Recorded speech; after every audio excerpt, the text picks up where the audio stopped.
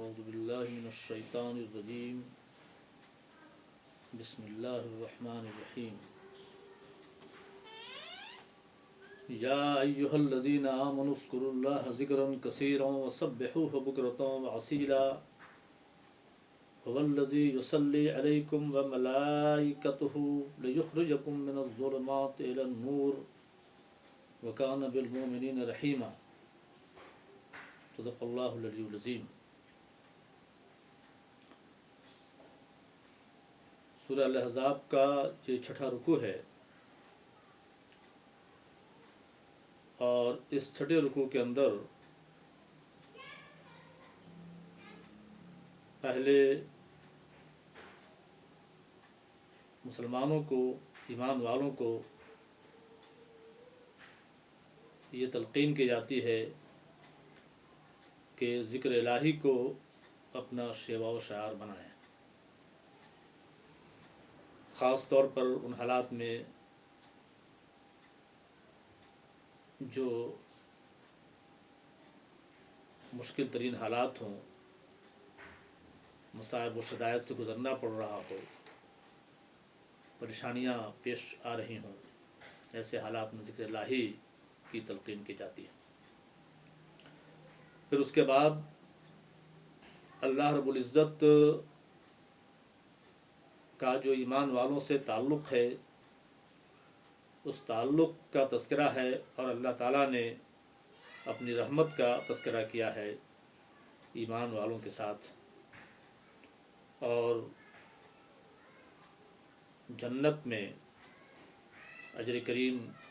کے وعدے کا تذکرہ ہے۔ اس کے بعد نبی کریم صلی اللہ علیہ وسلم کا مقام و مرتبہ بتایا گیا ہے، اور اس کے بعد ایک مسئلے کی وضاحت کی گئی ہے جو اسی زمانے میں پیش آیا تھا، طلاق سے متعلق مسئلہ، تو ضمناً ایک آیت کریمہ کے اندر اس مسئلے پر بھی بات کی گئی ہے۔ اس کے بعد نبی کریم صلی اللہ علیہ وسلم کے لیے اللہ رب العزت نے جو عورتیں حلال کی، یا جو عورتیں رشتہ ازدواج سے منسلک ہوئیں، ان کا تذکرہ ہے، ان کے خاص اختیار کا تذکرہ ہے، اور ان کا سلوک و برتاؤ ازواج مطہرات کے ساتھ نبی کریم صلی اللہ علیہ وسلم کا سلوک و برتاؤ کیسا ہونا چاہیے، اس کے لیے نبی کریم صلی اللہ علیہ وسلم با اختیار ہیں، اس اختیار کا بھی تذکرہ ہے۔ اور پھر اس کا بھی تذکرہ ہے آخر میں کہ اللہ کے رسول صلی اللہ علیہ وسلم کے لیے ان ازواج مطہرات کے علاوہ، ان عورتوں کے علاوہ اب کوئی دوسری عورت ان کی زوجیت میں نہیں آئے گی، اور ان کو بدل کر کے کسی اور کو نہیں لایا جائے گا سوائے ملک یمین کے، اس لیے کہ انہوں نے اس بات کا اظہار کر دیا ہے حتمی اور قطعی طور پر کہ دنیا اور اسباب دنیا کو چھوڑ کر وہ خاتم الانبیاء، سرور عالم، امام الانبیاء صلی اللہ علیہ وسلم کی معیت اور رفاقت میں وہ خوش ہیں۔ اس لیے نبی کریم صلی اللہ علیہ وسلم کو اب یہ اختیار نہیں دیا گیا کہ ان کی جگہ پر کسی دوسرے عورت کو اپنے رشتہ ازدواج میں منسلک کریں۔ آیت کریمہ دیکھیے، فرمایا جاتا ہے یا ایھا الذین آمنوا اذکروا اللہ ذکرا کثیرا وسبحوہ بکرۃ واصیلا، اے لوگو جو ایمان لائے ہو، اللہ کو کثرت سے یاد کرو، اور صبح و شام اس کی تسبیح خوانی کرتے رہو۔ جس سیاق و سباق میں یہ آیت کریمہ آ رہی ہے، وہ سیاق و سباق یہ ہے، وہ پس منظر یہ ہے کہ نبی کریم صلی اللہ علیہ وسلم جو رحمت للعالمین ہے، جو خاتم الانبیاء ہیں، جو امام الانبیاء ہیں صلی اللہ علیہ وسلم، ان کے سلسلے میں جو بہتان تراشیوں کا جو سلسلہ شروع ہے اور ان پہ ان کو اذیت دینے کا جو سلسلہ ہے، بالخصوص اس سیاق میں یہ بات کہی جا رہی ہے، لیکن قرآن مجید کی اس آیت کے علاوہ اور بھی آیتیں جو ذکر الہی کی تلقین سے متعلق ہیں، ان کو پیش نظر رکھا جائے تو یہ بات کہی جا سکتی ہے کہ جب کبھی بھی مصائب و شدائد کے حوال سے گزرنا پڑ رہا ہو، نارمل حالات ہوں، دشمنوں کی طرف سے اعتراضات و اختلافات کے وار سہنے پڑ رہے ہوں، طرح طرح کی دشنام ترازیوں کا سامنا کرنا پڑ رہا ہو، ایسے حالات میں ذکر الہی کو اپنا وتیرہ حیات اور بھی زیادہ بڑے پیمانے پر بنا لینا چاہیے۔ چنانچہ یہاں جنرل حالات میں بھی یہ تلقین کی جا رہی ہے، اور خاص طور پر ایسے حالات میں بھی اگر مخصوص سیاق سامنے رکھا جائے تو نبی کریم صلی اللہ علیہ وسلم کے سلسلے میں جو مشرکین مکہ جو کچھ حرکتیں کر رہے تھے اور جو آپ کے شخصیت پر جو کچڑ اچھالی جا رہی تھی، اور ازواج مطہرات کے تعلق سے جو آپ کے سلسلے میں جو باتیں کہی جا رہی تھیں، ان کو پیش نظر رکھتے ہوئے ذکر الہی کی تلقین ہوتی ہے۔ یقیناً ذکر الہی بہت بڑا سرمایہ ہے۔ ذکر الہی کا صرف مطلب یہ نہیں ہے کہ مخصوص انداز میں اور مخصوص اوقات میں تسبیح کے دانوں کو صرف حرکت دی جائے اور مخصوص طریقے اختیار کیے جائیں، بلکہ ذکر الہی کا جامع مفہوم یہ ہے کہ آپ جہاں کہیں بھی رہیں، ایمان والا جہاں کہیں بھی رہے، گھر میں ہو، بازار میں ہو، چوراہوں پر ہو، شاہراہوں پر ہو، آفس میں ہو، کاروبار میں ہو، تجارت میں ہو، جہاں کہیں بھی ہو، اللہ کا ذکر اس کے دل و دماغ پر حاوی رہنا چاہیے، اللہ کی یاد اس کے دل و دماغ پر حاوی رہنی چاہیے، ہر وقت اللہ یاد رہے۔ اور اگر ہر وقت اللہ یاد رہے، اللہ کا ذکر اگر ذہن و دماغ پر حاوی رہے، تو آپ جانتے ہیں کہ اس سے بڑا کنٹرولر برائیوں سے روکنے کے لیے اور اچھائیوں کی طرف راغب کرنے کے لیے، اس سے بڑا کنٹرولر، اس سے بڑا ضابط اور اس سے بڑا حکمراں کوئی اور نہیں ہو سکتا۔ فرمایا کہ هو الذی یصلی علیکم وملائکتہ لیخرجکم من الظلمات الی النور وکان بالمؤمنین رحیما، کہ اللہ کی ذات تو وہ ذات ہے کہ جو تم پر رحمت کی مہ برساتی ہے، جو تم پر رحمت کرتی ہے، اس کے فرشتے رحمت کی دعائیں کرتے ہیں تاکہ تم کو تاریکیوں سے نکال کر روشنی کی طرف لائیں۔ اور یقیناً اللہ تبارک و تعالیٰ ایمان لانے والوں کے لیے خاص طور پر بہت رحم کرنے والا ہے۔ یہ اللہ کی رحمت ہے، یہ اللہ کی رحمت کا مظاہرہ ہے کہ وہ خود بھی آپ پر رحم و کرم کرنے کے لیے تیار ہے۔ یہ تو تمام انسانوں کے لیے اللہ تبارک و تعالیٰ رحیم ہے۔ ایک حدیث پاک کی روشنی میں کہ ایک ماں سے 70 گنا زیادہ محبت اللہ کی ذات میں ہے۔ اللہ تعالیٰ اپنے بندوں سے ایک ماں سے 70 گنا زیادہ محبت کرتا ہے۔ اور خاص طور پر جو لوگ ایمان لانے والے ہیں، مسلمانوں کی بات نہیں کی جا رہی ہے، پورے ہیومن بینگ کی بات کی جا رہی ہے، مین کائنڈ کی بات کی جا رہی ہے کہ جو لوگ بھی ایمان سے شرفیاب ہوتے ہیں، ایسے لوگوں کی اللہ تبارک و تعالیٰ کی رحمت اور بڑھ جاتی ہے، اور وہ اپنے فرشتوں کے ذریعے بھی جو ہے دعا کراتا ہے تاکہ تاریکیوں سے ہم نکل کر روشنی کی طرف گامزن. فرمایا تحیتہم یوم یلقونہ السلام وأعد لهم اجرا کریما، کہ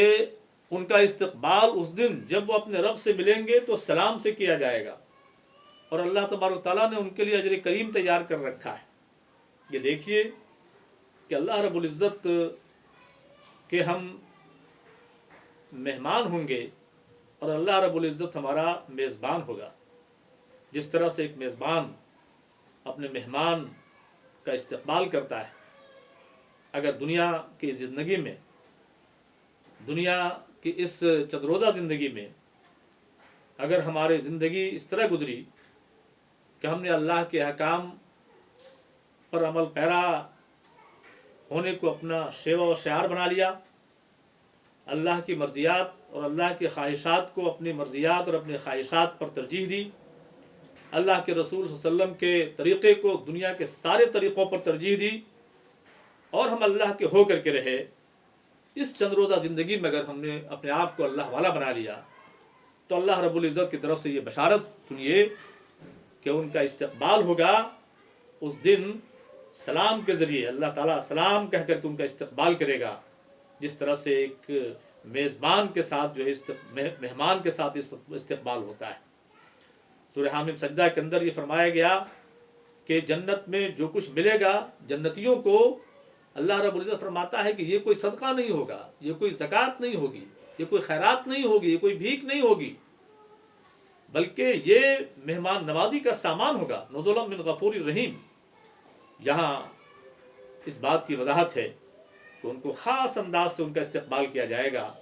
خاص انداز سے ان کو ویلکم کہا جائے گا، اور ان کے لیے اللہ تبارک و تعالیٰ نے اجر کریم تیار کر رکھا ہے. عزت کی روزی بڑی زبردست چیز ہوتی ہے. روزی ملتی ہے، ہر ایک کو روزی ملتی ہے. اللہ تعالیٰ ہر ایک کے لیے روزی رسا ہے اور ہر شخص چاہتا ہے کہ روزی ملے، لیکن اگر یہ روزی عزت کی ملے، ایک تو روزی یہ ہے، ایک تو مزدوری یہ ہے کہ مزدوری مالک پھینک کر کے دے دے، کسی کے ذریعے دلوا دے، کسی دوسرے طریقے سے دے دے. دوسرا طریقہ یہ ہے کہ مالک خود جو ہے اس کو بڑے احترام کے ساتھ، بڑی عزت کے ساتھ اس کو پیش کرے اس کی خدمت میں کہ یہ تمہاری اجرت ہے، یہ تم نے جو محنت کی ہے اس کا یہ بدلہ ہے. اللہ رب العزت اسی طرح سے بڑی عزت کے ساتھ وہ جو روزی ہوگی، جنت میں جو نعمتیں ملیں گی وہ ساری کی ساری نعمتیں وہ بڑی عزت کے ساتھ ملیں گی. اللہ تبارک و تعالیٰ عزت کے ساتھ دے گا، گویا تشت میں سجا کر کے جیسے پیش کیا جاتا ہو ایک مہمان کے سامنے، اللہ رب العزت جنت میں اسی طرح سے ہمیں سجا کر کے دے گا. یا ایھا النبی انا ارسلناک شاہدا ومبشرا ونذیرا، اے نبی ہم نے آپ کو شاہد بنایا ہے، گواہی دینے والا بنایا ہے، اور خوشخبری دینے والا بنایا ہے، اور ہم نے ڈرانے والا بنایا ہے. یہ تین مقامات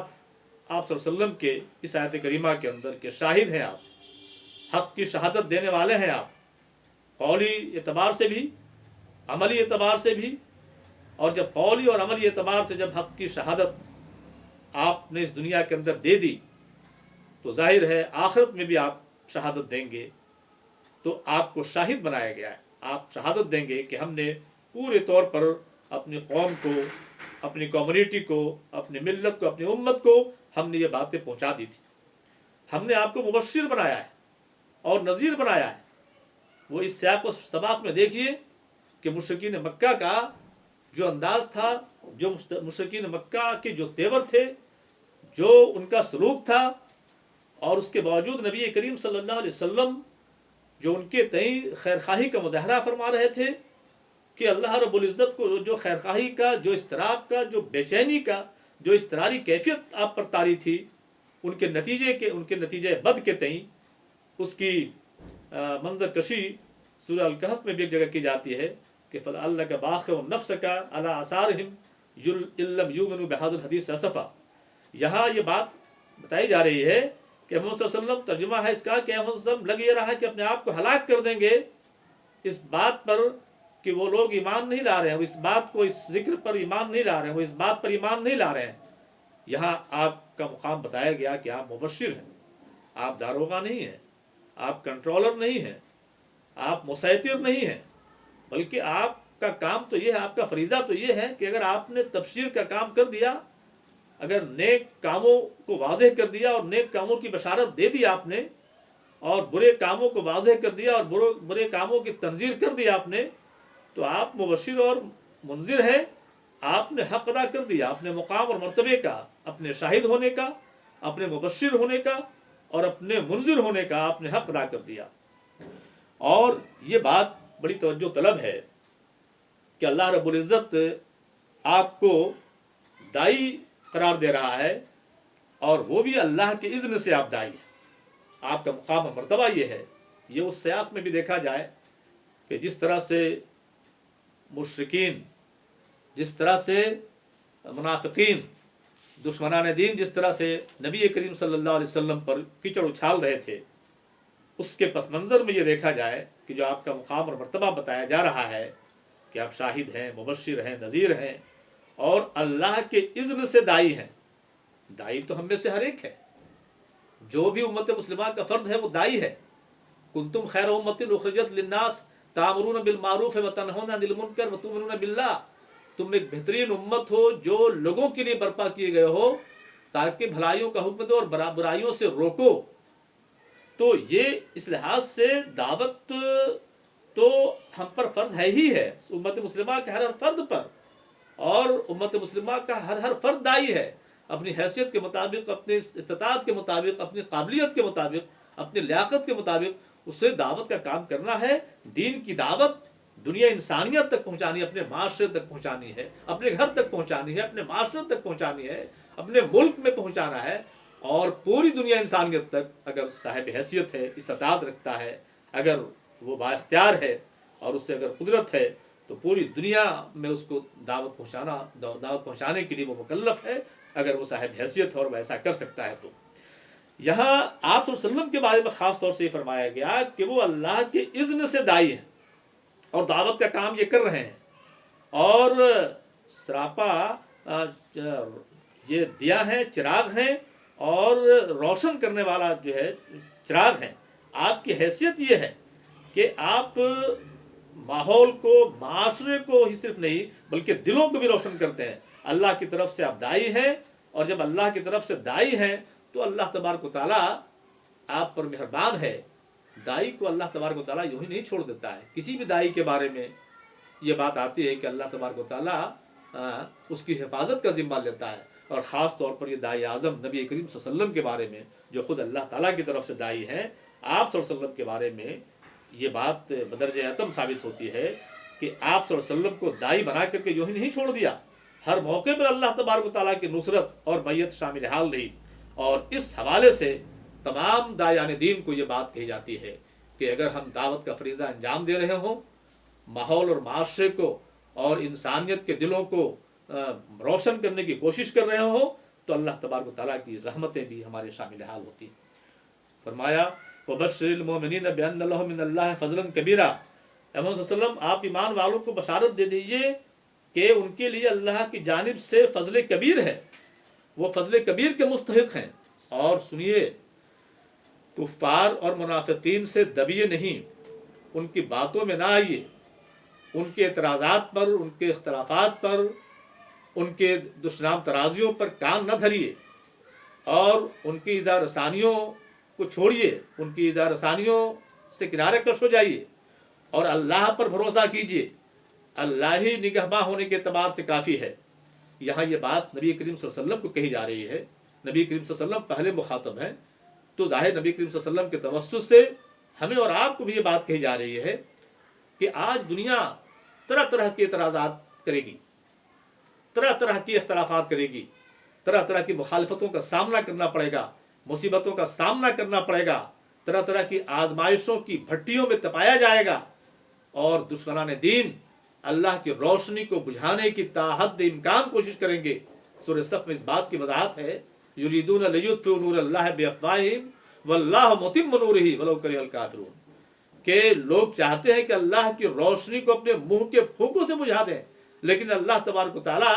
اپنی روشنی کو مکمل کر کے رہنے والا ہے۔ یہاں یہ بات بڑی حوصلہ افزا ہے، بہت اطمینان بخش ہے کہ پوری دنیا کے لوگ مل کر کے اسلام کو اور اسلام کے علمبرداروں کو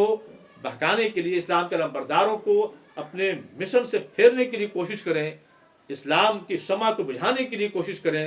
مسلمانوں کو دنیا سے نیست و نابود کرنے کی کوشش کریں، سازشیں کریں۔ ساری دنیا کی کوششیں اور ساری دنیا کی سازشیں ان کی حیثیت منہ کے پھونکوں کی سی ہے۔ اور یہ سمجھ رکھیے، یہ جان رکھیے کہ منہ کے پھونکوں کے ذریعے کوئی کینڈل تو بجھائی جا سکتی ہے، کوئی شمع تو گل کی جا سکتی ہے، کوئی مادی روشنی تو بجھائی جا سکتی ہے، لیکن منہ کے پھونکوں کے ذریعے اسلام کی شمع کو، اسلام کی روشنی کو اور اسلام کے علمبرداروں کو کبھی ختم نہیں کیا جا سکتا ہے۔ اس لیے فرمایا گیا کہ اللہ پر بھروسہ رکھیے اور اللہ ہی آپ کے لیے کافی ہے۔ آپ کے توسط سے آپ کے امتیوں کو، ایمان لانے والوں کو، کلمہ طیبہ کے علمبرداروں کو یہ تلقین کی جا رہی ہے۔ فرمایا جا رہا ہے یا ایھا الذین آمنوا اذا نکحتم المؤمنات ثم طلقتموهن من قبل ان تمسوهن فما لكم عليهن من عدة تعتدونها فمتعوهن وسرحوهن سراحا جمیلا۔ یہ جیسا کہ میں نے عرض کیا کہ یہ اسی دوران ایک مسئلہ طلاق کا پیش آ گیا تھا، اور ظاہر ہے اس مضمون سے قبل اور اس مضمون کے بعد یہ بیچ میں یہ آیت رکھی گئی ہے، جملہ معترضہ کے طور پر بھی یہ حکم ہو سکتا ہے، یہ ایک فقہی مسئلہ ہو سکتا ہے کہ اے ایمان لانے والو، اگر تم مومن عورتوں سے نکاح کرو پھر تم ان کو طلاق دے دو قبل اس کے کہ تم نے ان کو چھوا ہو، تو تمہارے لیے ان پر کوئی عدت نہیں ہے کہ جس کو شمار کر سکو، بس ان کو کچھ دے دلا دو اور ان کو بہتر طریقے سے رخصت کر دو۔ آگے یہ آیت کریمہ دیکھی جائے، یا ایھا النبی انا احللنا لک ازواجک اللاتی آتیت اجورہن وما ملکت یمینک مما افاء اللہ علیک وبنات عمک وبنات عماتک وبنات خالک وبنات خالاتک اللاتی حاجرن معک وامرأة مؤمنة ان وهبت نفسها للنبی ان اراد النبی ان یستنکحها خالصۃ لک من دون المؤمنین۔ یہاں دیکھیے نبی کریم صلی اللہ علیہ وسلم کو خطاب کرتے ہوئے فرمایا جا رہا ہے، جن عورتوں کو نبی کریم صلی اللہ علیہ وسلم کے رشتہ ازدواج میں دیا گیا، جو خواتین آپ صلی اللہ علیہ وسلم کے رشتہ ازدواج میں منسلک تھیں، ان خواتین کا تذکرہ ہے کہ وہ کس کس نوعیت کی، کس کس طرح کی وہ عورتیں تھیں، کس کس طرح کی خواتین تھیں۔ فرمایا کہ ہم نے اور کون کون سی خواتین آپ کے لیے جو ہے مباح ہیں ان کا تذکرہ ہے۔ فرمایا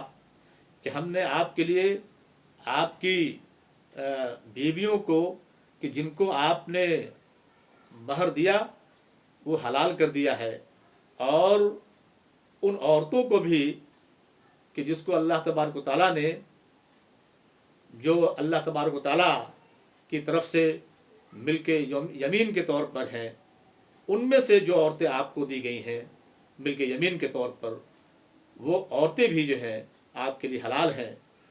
آپ کے چچا کی بیٹیاں آپ کے لیے حلال ہیں، آپ کے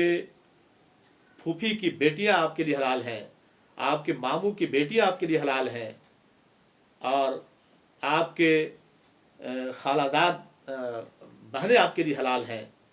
کہ جنہوں نے آپ کے ساتھ ہجرت کیا، اور وہ عورت بھی آپ کے لیے، مومنہ عورت بھی آپ کے لیے حلال ہے کہ اگر وہ اپنے آپ کو پیش کر دے نبی کے لیے ہبہ کے طور پر، ہدیہ کے طور پر، اور اگر نبی اس سے نکاح کرنا چاہے۔ یہ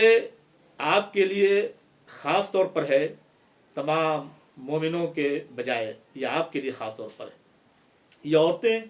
جو نبی کریم صلی اللہ علیہ وسلم کے رشتے ازدواج میں آئی تھیں، ان عورتوں کا تذکرہ ہے کہ آپ جانتے ہیں کہ حضرت ریحانہ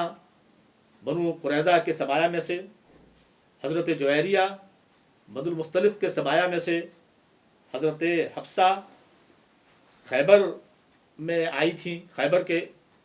حصے میں سے آئی تھیں، اور حضرت ماریہ قبطیہ رضی اللہ تعالیٰ شاہ مصر مقوقس نے تحفے میں دیا تھا۔ آپ یہ دیکھیں کہ ان عورتوں کا تذکرہ ہے کہ حضرت ابو سفیان کی بیٹی ام حبیبہ بھی آپ کے رشتے ازدواج میں تھی۔ ان ساری عورتوں کا تذکرہ ہے جو عورتیں آپ کے لیے حلال کی گئیں ان آیتوں کے اندر، اور اس آیت کریمہ کے اندر یہ فرمایا گیا کہ یہ اس طرح کی عورتیں آپ کے لیے خاص طور پر ہیں، مومنین کے لیے، عام مومنین کے لیے نہیں ہیں۔ یہ اعتراض لوگ کر رہے تھے کہ بھئی حضرت زینب کے نکاح کے بعد خاص طور پر کہ بھئی دوسری مومن عورتوں کے لیے، مردوں کے لیے تو 4 عورتیں، اور خود محمد کے لیے صلی اللہ علیہ وسلم کے لیے جو ہے 4 سے زائد، یہ کیا مسئلہ ہے؟ یہاں یہ بات فرمائی جا رہی ہے کہ اللہ تبارک و تعالیٰ اگر 4 کی قید کسی کے لیے کر سکتا ہے تو 4 سے زائد کسی کے لیے آزادی بھی دے سکتا ہے۔ اللہ تبارک و تعالیٰ کو اختیار ہے یہ، اللہ تبارک و تعالیٰ نے یہ اختیار آپ کو دیا ہے کہ عام مومنین کے مقابلے میں یہ آپ کے لیے اسپیشل طریقے سے یہ آپ کے لیے یہ تعداد رکھی گئی ہے، اور یہ عورتیں آپ کے لیے رکھی گئی ہیں، آپ کے رشتے ازدواج میں یہ عورتیں منسلک ہیں۔ فرمایا قد علمنا ما فرضنا علیہم فی ازواجہم وما ملکت ایمانہم لکی لا یکون علیک حرج۔ فرمایا کہ ہم یہ جانتے ہیں کہ ہم نے ان پر ان کی بیویوں کے سلسلے میں جو کچھ فرض کیا ہے، جو متعین کیا ہے، وہ ہم جانتے ہیں، وہ تعداد بھی جانتے ہیں، اور جو ملک یمین ہے ان 4 بیویوں کے علاوہ عام مومنین کے لیے بھی ملک یمین کی بات آتی ہے کہ ملک یمین سے بھی وہ فائدہ اٹھا سکتی ہیں۔ یہاں نبی کریم صلی اللہ علیہ وسلم کے بارے میں یہ بات جو فرمائی گئی کہ یہ 4 کے علاوہ کی جو رخصت، 4 کے علاوہ کی جو اجازت، اور 4 کے علاوہ جو حلال کیا گیا، وہ اس لیے تاکہ آپ پر دین کے کام کرنے کے سلسلے میں، اپنے مشن مقدس کے غلبہ کے سلسلے میں، دین کو غالب کرنے کا جو مشن ہے، آپ کا جو مقام اور مرتبہ ہے، آپ کی جو ذمہ داریاں ہیں، ان ذمہ داریوں کے سلسلے میں آپ پر کوئی حرج نہ ہو، ان ذمہ داریوں کے انجام دہی کے سلسلے میں آپ پر کوئی حرج اور پریشانی نہ ہو۔ پھر فرمایا جا رہا ہے کہ اللہ غفور رحیم ہے۔ ان عورتوں کے بارے میں ایک اختیار یہ بھی دیا گیا کہ ان میں سے جس کو چاہیں کبھی اپنے پاس رکھیں، وَتُرْجِي مَن تَشَاءُ مِنْهُنَّ وَتُؤْوِي إِلَيْكَ مَن تَشَاءُ وَمَنِ ابْتَغَيْتَ مِمَّنْ عَزَلْتَ فَلَا جُنَاحَ عَلَيْكَ ذَلِكَ أَدْنَىٰ أَن تَقَرَّ أَعْيُنُهُنَّ وَلَا يَحْزَنَّ وَيَرْضَيْنَ بِمَا آتَيْتُهُنَّ كُلُّهُنَّ۔ ان عورتوں کے بارے میں یہ خاص طور پر اختیار بھی دیا گیا آپ صلی اللہ علیہ وسلم کو کہ آپ جس کے ساتھ جو سلوک کرنا چاہیں، کبھی کسی کو پاس رکھیں، کسی کو دور کریں، جن کو دور کر دیا ان کو پاس کر لیں، اور کبھی کسی کے پاس زیادہ جائیں، کسی کے پاس کم جائیں۔ یہ نبی کریم صلی اللہ علیہ وسلم کو اختیار ملا ہوا تھا، اس کے باوجود اس اختیار کو انہوں نے باقاعدہ استعمال کیا، اور کسی بھی ازواج مطہرات میں سے کسی کو بھی کبھی یہ شکایت نہیں رہی کہ ہمارے ساتھ ناانصافی ہوئی۔ واللہ یعلم ما فی قلوبکم وکان اللہ علیما حلیما، کہ اللہ تعالیٰ جانتا ہے جو تمہارے دلوں میں ہے۔ اس کے باوجود کہ یہ اختیار دے دیا گیا نبی کریم صلی اللہ علیہ وسلم کو، اس اختیار کے باوجود بھی اگر ازواج مطہرات کے دلوں میں کوئی بات اگر آتی ہے، یا مومنین کے دلوں میں اس طرح کی کوئی بات آتی ہے کہ نبی کریم صلی اللہ علیہ وسلم کو یہ اختیار، اور دنیا کے دوسرے ایمان والوں کو تو یہ اختیار نہیں کہ 4 سے زیادہ کا اختیار نہیں ہے، اور جس کے ساتھ جیسا سلوک کرے وہ اختیار نہیں ہے، تو یہ اللہ تبارک، یہ خیال آنا بھی غلط ہے۔ اللہ تعالیٰ فرما رہا ہے کہ اللہ تعالیٰ جانتا ہے ساری چیزوں کو، اور بڑا بردبار ہے، اس خیال کو معاف کرے گا۔ اور پھر ظاہر ہے اگر یہ خیال ہی ہے تو اس